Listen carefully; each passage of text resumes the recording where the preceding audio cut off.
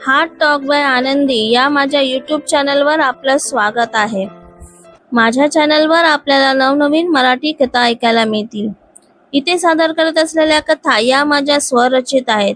या कथा आपल्याला प्रतिलिपी या प्लॅटफॉर्मवरही वाचण्यासाठी उपलब्ध आहेत. आपल्या सुरू असलेल्या कथेचं नाव आहे तुम ही तो हो इन हार्ट, भाग 31, लेखिका आनंदी शेळके. त्याआधी जर तुम्ही माझ्या चॅनलला अजून सबस्क्राईब केलं नसेल तर नक्की सबस्क्राईब करा. चला तर मग आपण आपल्या कथेला सुरुवात करूया. काहीही करायला तयार आहेस तुझ्या मैत्रिणीसाठी? नक्की ठरव. तू जे काही बोलली आहेस त्यावर ठाम राहा. अर्जुन काहीसा विचार करत म्हणाला. हो सर, काहीही. तिच्यावर आता जे संकट आहे त्या संकटातून तिला बाहेर काढण्यासाठी मी काहीही, तुम्ही जे काही सांगाल ते करायला तयार आहे. तुम्ही मला जॉब सोडून जायला सांगितलं तरीही मी तयार आहे, अनोखी ठामपणे म्हणाली. आता पुढे. रचनाला लोन मिळावं, तिचा प्रॉब्लेम लवकरात लवकर सॉल्व्ह व्हावा म्हणून अनोखी आपल्या परीने अर्जुनला मनविण्याचा प्रयत्न करत होती. परत एकदा नीट विचार कर, सगळी जबाबदारी तू तुझ्या हाताने घेतेस, अर्जुन तिला परत एकदा म्हणाला. हो सर, मी विचार करून बोलते. अगदी कोऱ्या कागदावर तुम्ही सही करायला सांगितली तरी मी तयार आहे, पण फक्त माझ्या मैत्रिणीला मदत करा आणि तुम्हीच हे करू शकता. पहिली गोष्ट म्हणजे आज अर्जुनला कोण जाणे आनंद होत होता. नेहमीच आपल्या वाकड्यात शिरणारी, उलटून बोलणारी मुलगी आज आपल्या समोर आपल्या मैत्रिणीसाठी काहीही करायला तयार होती. आज त्याने तिला त्याचे शूज पुसायला सांगितले असते तरी तिने ते केले असते, एवढी ती हतबल दिसत होती. ठीक आहे, मग कर या कोऱ्या पेपर्सवर सही. अर्जुन खरंच तिच्या समोर काही पेपर्स टाकत म्हणाला. अर्जुन तिच्याकडून खरंच कोऱ्या पेपर्सवर सही करून घेईल असं तिला वाटलं नव्हतं. ती त्याच्याकडे असमंजस नजरेने बघू लागली. काय झालं, आता कसला विचार करतेस? आत्ताच तर मोठ्या मोठ्या गोष्टी केल्यास मी काहीही करायला तयार आहे, मग एक सही करायला एवढी का विचार करतेस? अर्जुन आपल्या डोळ्याची एक भुवई उंचावत म्हणाला. अरे देवा, काय करू? या कागदावर सही केली तर हा खडूस माझ्याकडून काहीही करून घेईल. हा माणूस काहीही करू शकतो, पण रचनासाठी मला हे करावंच लागेल. अनोखी, आता तू तुझा नाही, रचना आणि तिच्या आईबाबांचा विचार कर सही या कागदावर. होईल ते पुढे बघता येईल, पण आता रचनाचं काम होणं महत्वाचं आहे. अनोखी स्वतःशीच विचार करत होती. मिस अनोखी, लवकर बोला, मला इथे टाइमपास करायला अजिबात वेळ नाही. अनोखी काहीच बोलत नाही हे बघून अर्जुन चिडत म्हणाला. ठीक आहे सर, मी सही करायला तयार आहे, अनोखी म्हणाली. परत एकदा विचार कर, तुझी कोऱ्या कागदावर सही म्हणजे मी काहीही करू शकतो. तू या सगळ्याला तयार आहेस का त्याचा विचार कर, अर्जुन परत चेतावणी देत म्हणाला. अर्जुनच्या वारंवार अशा बोलण्याने अनोखी अजूनच विचारात पडली. आता ते हे सगळं कशासाठी करत होता हे त्यालाच माहीत. नाही सर, तुम्ही मला मुद्दाम कन्फ्यूज करू नका. मी या पेपर्सवर सही करायला तयार आहे, अनोखी म्हणाली आणि आता क्षणाचाही विलंब न करता तिने त्या पेपर्सवर सही करून टाकली. गुड. अर्जुन ते पेपर्स तिच्या समोरून उचलत म्हणाला. सर, ते लोन कधीपर्यंत होईल? अनोखी म्हणाली. कितीचं लोन पाहिजे त्याचं ऍप्लिकेशन लिहून दे, त्याच्या दुसऱ्या दिवशी तिच्या अकाउंटमध्ये पैसे जमा होतील, अर्जुन म्हणाला. थँक्यू सर, पण सर, मी कोऱ्या पेपर्सवर सही केली ही गोष्ट रचनाला सांगू नका, अनोखी म्हणाली. हां, अर्जुन एवढंच म्हणाला आणि अनोखी त्याच्या केबिन मधून बाहेर पडली. काय झालं अनु, रागवले ना अर्जुन सर? तरी तुला अर्णव सर आणि मी सांगत होतो जाऊ नकोस त्यांच्याकडे, तरी गेलीस, रचना अनोखीच्या काळजीने म्हणाली. रचू, अगं काय तू, मी एक काम हातात घेतलं आणि झालं नाही असं कधी होईल का? तू लोनचं ऍप्लिकेशन तयार कर, दुसऱ्या दिवशी तुझ्या अकाउंटमध्ये पैसे जमा होतील, अनोखी हसत म्हणाली. काय म्हणजे अर्जुन सर एवढं लोन द्यायला तयार झाले? पण कसे, तू काय सांगितलंस त्यांना?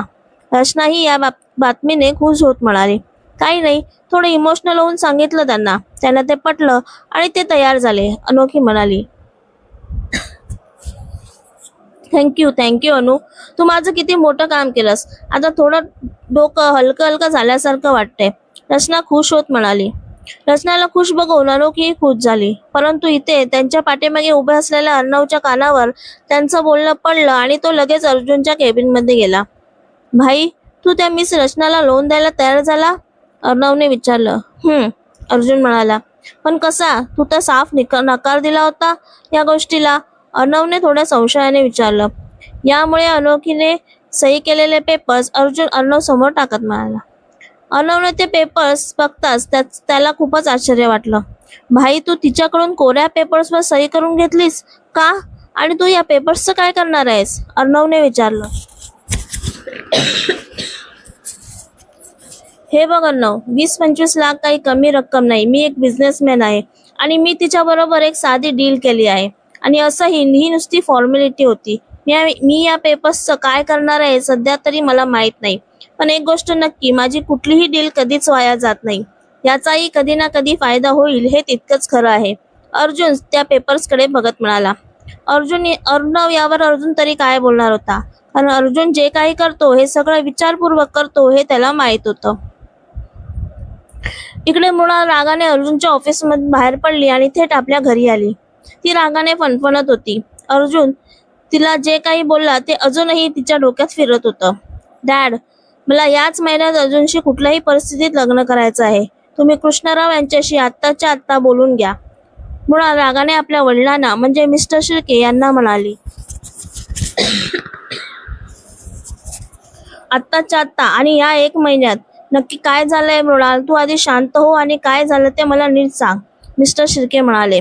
डॅड प्लीज, मला आता त्या विषयावर काहीच बोलायचं नाही. आता मला फक्त आणि फक्त अर्जुनशी लग्न करायचं आहे, मृणाल म्हणाली. Mrinal, are you mad? काय हट्ट घेऊन बसली आहेस? तुला कल्पना तरी आहे का त्या अर्जुनला भेटल्यापासून तुझं आपल्या बिझनेसवरचं लक्ष कमी झालं आहे. ज्या कॉन्ट्रॅक्टसाठी तू हे सगळं केलं होतं ते तर आपल्या हातात येणं शक्य नाही, पण त्याचबरोबर बाकीचे कॉन्ट्रॅक्टही आपल्या हातातून निसटून चालले आहेत.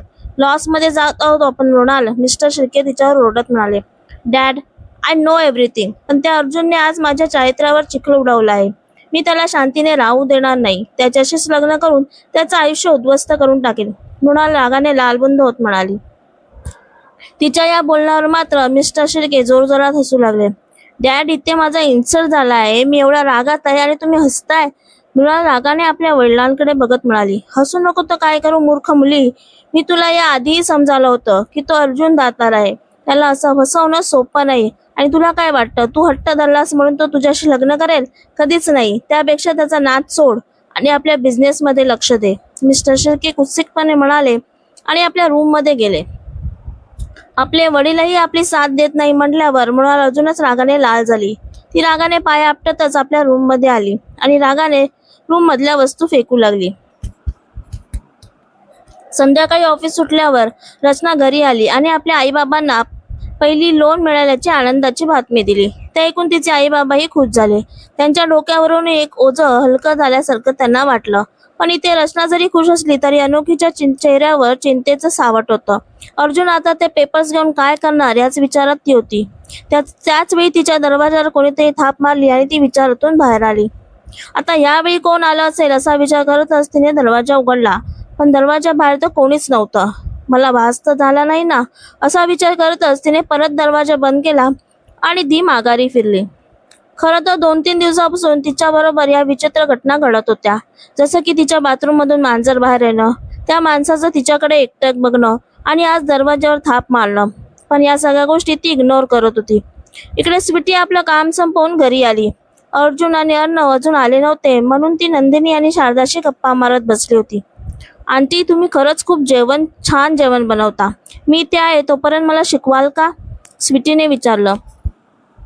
हो ग, का नाही, पण तुझं काम सांभाळून तुला शिकायला जमेल का? शारदा हसत म्हणाली. त्यांचं बोलणं चालू होतं आणि त्याच वेळी नंदिनीचा फोन वाजला, पण तिने तो कट केला आणि परत त्यांच्याशी गप्पा मारू लागली. पण तिच्या कपाळावर मात्र घाम जमा झाला होता. तेवढ्यात परत फोन वाजला. अगं, कोणाचा फोन आहे, उचलत का नाहीस? स्वीटीने विचारलं. अगं काही नाही, आईचा आहे, मी आलेच हा, नंदिनी म्हणाली आणि बाहेर निघून गेली. अशी काय ही, आईचा फोन आला तर एवढं घाबरायला काय झालं? स्वीटीने आश्चर्याने विचारलं. माहित नाही, अशीच वागते कधी कधी मध्ये मध्ये. मी खूप वेळा तिला विचारलं पण काहीच सांगत नाही, शारदा म्हणाली.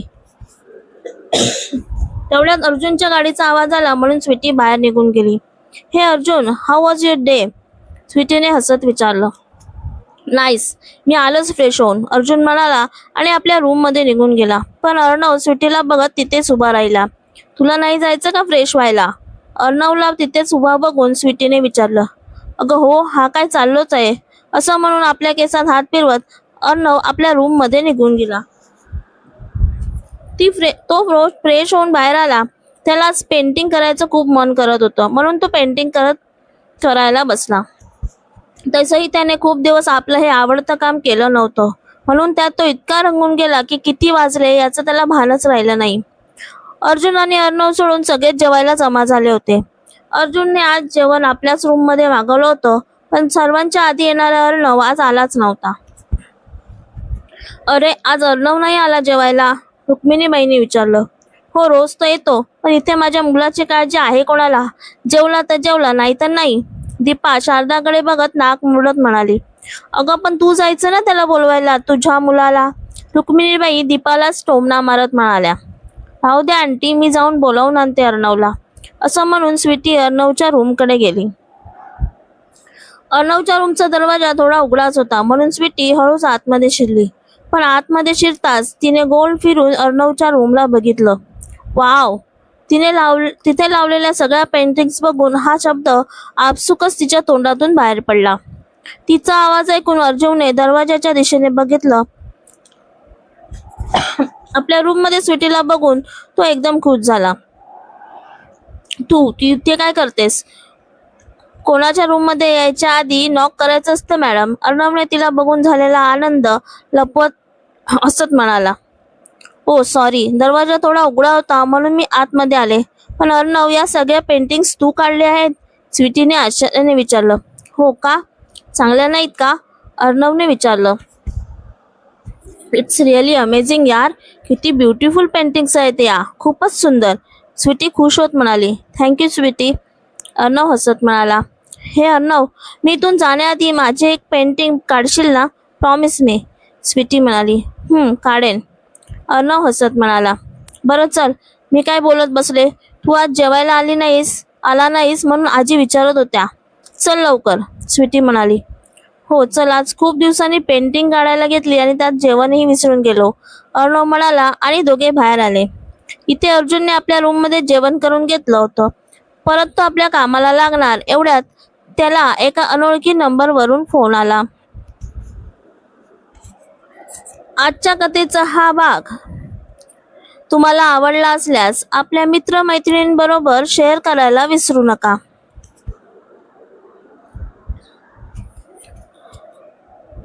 ही कथा तुम्हाला कशी वाटली ते नक्की कमेंटमध्ये सांगा. कथेचा पुढचा भाग ऐकण्यासाठी चॅनलला सबस्क्राईब करा. कथेचे भाग आठवड्याच्या दर सोमवार, गुरुवार आणि शनिवार या दिवशी येतील. भेटूया पुढच्या भागात. धन्यवाद.